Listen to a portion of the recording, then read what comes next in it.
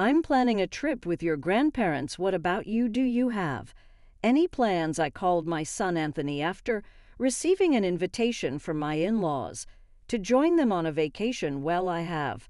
Practice. You all should go and have fun. Isn't this trip a bit out of the ordinary? Are you okay, Mom? I'll manage. I'll bring you back a souvenir, so work hard at your practice. Influenced by me. Anson has always been passionate about marathon running. He even earned a college scholarship for it. Though his university is nearby, he stays in the dorms to save on commuting time and only comes home during long holidays. I knew he could join the trip, but I thought I should at least ask. His response was exactly what I expected. My name is Flora, a 46-year-old working woman. My husband, Steve, is 4 years older than me and was once my boss. He is a competent man, and I respect him. After our marriage and the birth of our son, we built a happy family, yet somewhere along the way our relationship began to break down. The root cause: my husband's parents, especially his mother, who had a problem with me from the moment we got married and has been bullying me ever since. In the beginning, Steve would stand up for me, and because we lived far away from his parents, we seldom met them and managed to get by. But when our son, who loves marathoning, wanted to attend a high school near my things changed. The reason he got into running was me. I used to run marathons and still do. Occasionally it made me happy to see him take an interest in running just like me. So I convinced Steve to move closer to the high school my son wanted to attend. Steve applied for a transfer at work for our son's sake, and we moved. My son was recommended for his university from this high school, so I think it worked out well. Go get the rental. See tomorrow morning and pick up my parents on your way back, Steve said the day before our trip, leaving me puzzled.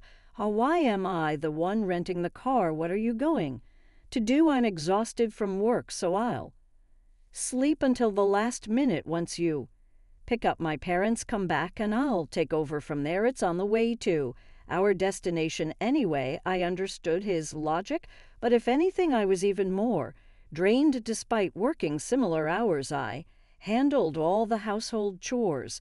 Reflecting on it, we used to share household tasks equally. However, since moving closer to his parents, their frequent visits disrupted this balance. Whenever his mother caught Steve doing housework, she vehemently opposed it. Housework is the wife's job. It's not something the breadwinner should do.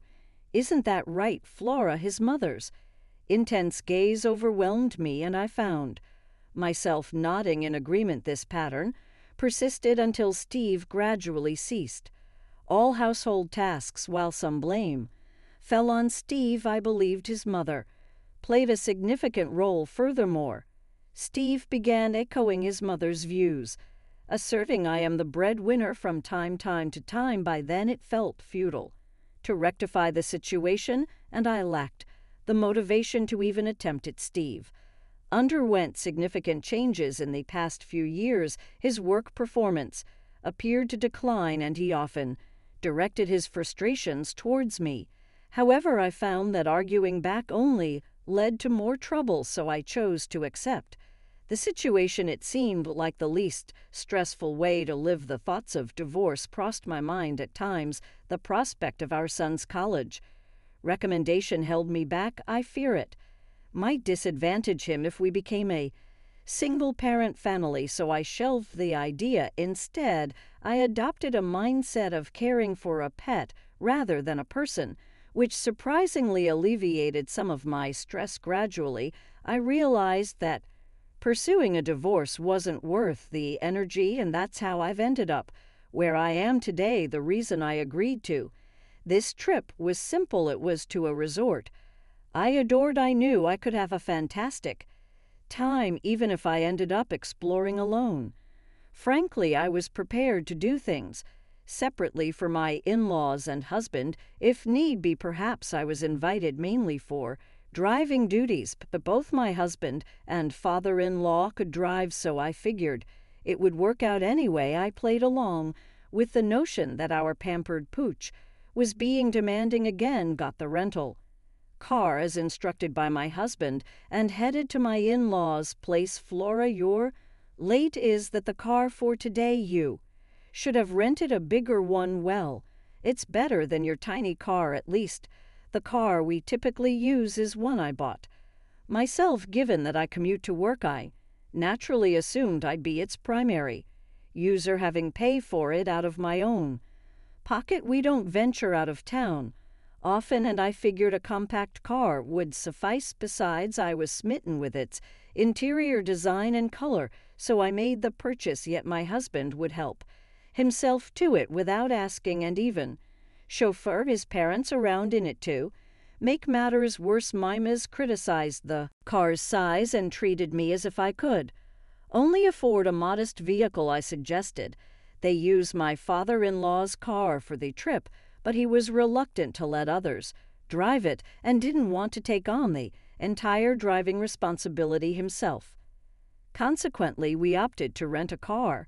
However, I wasn't consulted about any of this. I merely discovered I'd be responsible for picking up the rental car and driving it with them comfortably settled in the back seat. It left me tempted to suggest they handle their own transportation. To put it simply, they're exhausting in the end. Despite my husband's initial promise to share the driving duties, he left for the entire journey. My father-in-law refused to drive unless it was his own car, leaving me to navigate the entire trip to our destination with my husband dozing in the passenger seat. My father-in-law incessantly criticized my driving. He nitpicked, suggesting turns after it was too late or questioning my decisions at traffic lights. It was nothing but needless stress. Adding to the chorus, my mother-in-law chimed in disparaging my driving skills. I found it particularly irksome to be critiqued by someone who couldn't drive herself, especially when compared to my father-in-law, who had been involved in numerous accidents. Despite suggestions for him to relinquish his license, my mother-in-law stubbornly insisted he was merely unlucky and a proficient driver. Well, I had no desire to be chauffeured by him. Anyway, I didn't mind taking the wheel, but I wished it refrained from constant interference. Upon arriving at our destination, my husband finally stirred from his slumber, exhausted from a day spent in the car. We obliged my in-laws' suggestion to unwind at the hotel, opting to forego any outdoor activities. I relished the opportunity to unwind, taking a dip in the pool and leisurely exploring the hotel grounds. It was a satisfying way to spend the day. Following a delicious dinner and a relaxing visit to the spa, I returned to our room to find my husband already fast asleep. I wasn't sure what my in-laws were up to in the adjacent room, but they were likely fast asleep after enjoying in our room. I settled into bed when I awoke to the crisp morning air. My husband was still sound asleep. With some time before breakfast, I decided to take a leisurely stroll. However, upon my return, I was met with an unthinkable sight. My husband was nowhere to be found, and his belongings were missing too. Frantically, I searched the room and even attempted to reach my in-laws next door, but there was no response at the front desk. I learned they had already finished breakfast an hour earlier than I had been told. It seemed they have left me behind. Additionally, I was left to settle the checkout process alone. Was my mother-in-law's offer to cover our stage. Just as left with no alternative, I settled the bills for both rooms and departed the hotel, only to find there was no car awaiting me. Lost in contemplation about my next move, my phone suddenly rang. It was my mother-in-law. Where are you now?" I inquired, puzzled by the situation. My mother-in-law chuckled in response. "Just enjoying some quality family time since we're on vacation, I see. But then why didn't you all just go together from the beginning instead of leaving me behind?" I couldn't help but ask. "Wow, Flora, you did express interest in joining us, didn't you? That's why we decided to bring you along, she replied casually. I recalled mentioning my desire to visit this resort while casually watching TV with my husband. Was that what he remembered?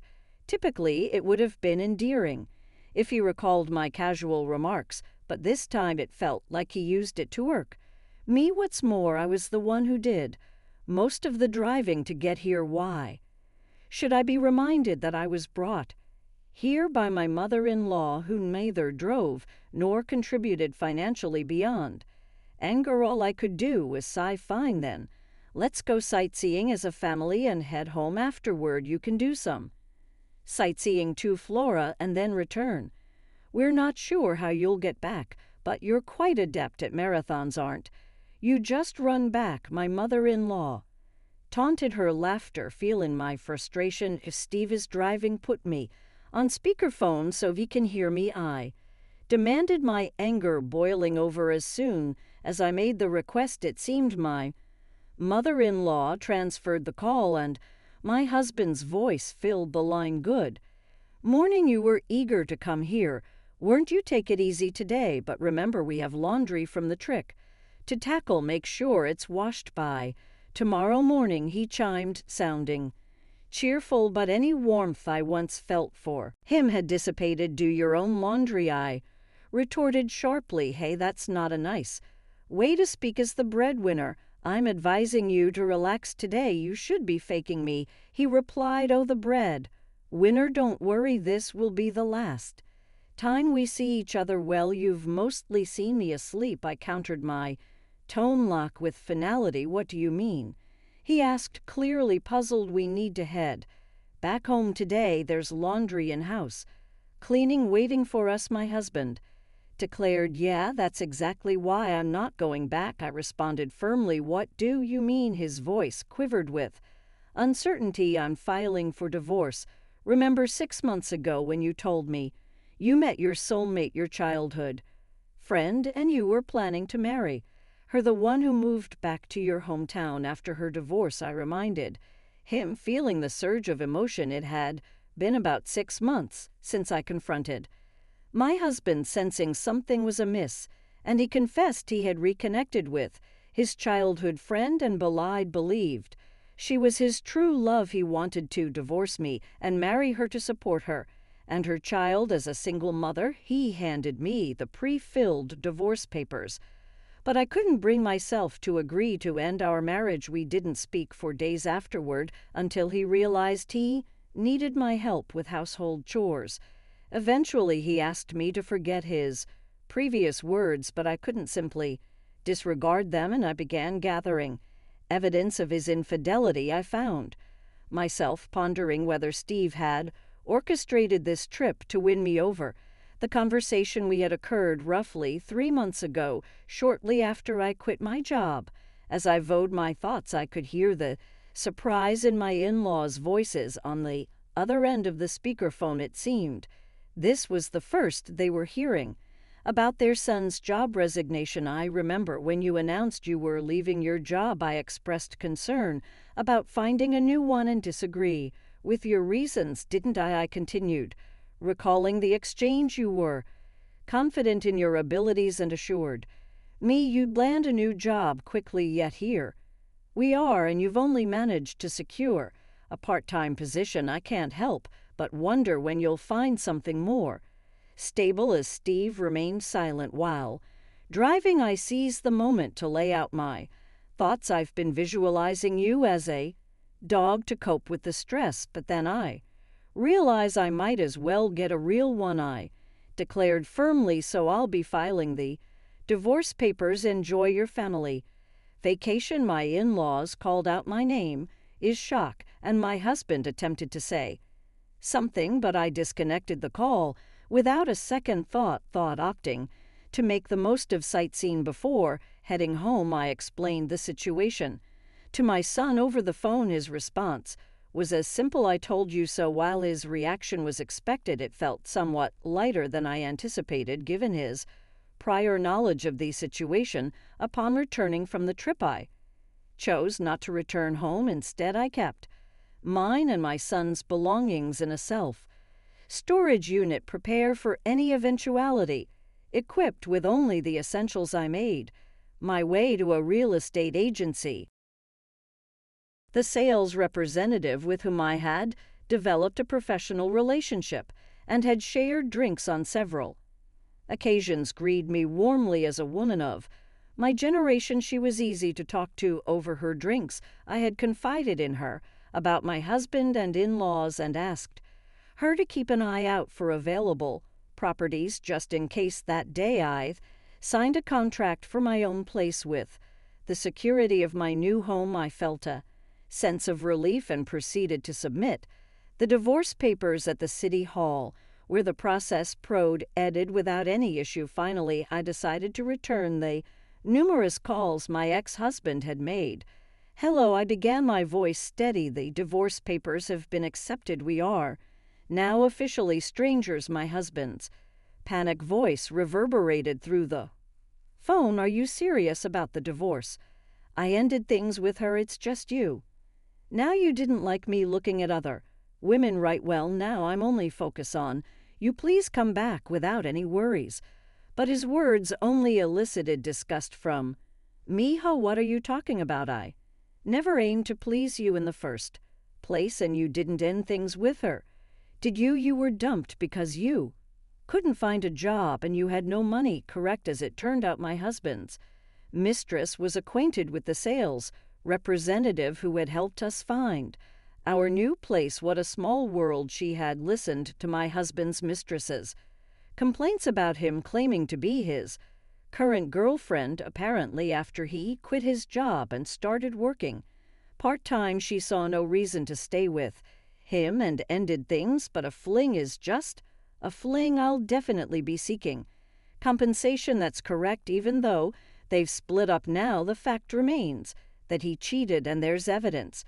Compensation. I already told you we broke up. It's just you now. At this point, I could only let out a sigh. So you're implying that now that you're single, you're considering another affair? I don't care what you do, but I'm through with being taken advantage of. You didn't even notice that your belongings were missing from the house because you didn't care, did you? I'm not returning, so dispose of whatever you don't need. With that, I ended the call. Despite this, my ex-husband continued to call me, and even my former in-laws reached out. But of course, I have no intention of returning to that house. My ex-husband still hasn't found a job, can't afford the rent, and has moved back in with his parents. Meanwhile, my ex-father-in-law continues to drive recklessly and recently crashed into a neighbor's fence with my ex-mother-in-law in the car. Thankfully, no one was injured, but they lacked property insurance and had to borrow money to cover the repair costs. All of this was detailed in an email that my ex-husband continued to send me. I find his misfortune somewhat amusing. While I don't respond, I haven't blocked his emails either, quietly enjoying the spectacle. After moving to a pet-friendly property, I welcomed a small dog into my life and discovered that I found more joy in caring for a pet than for people.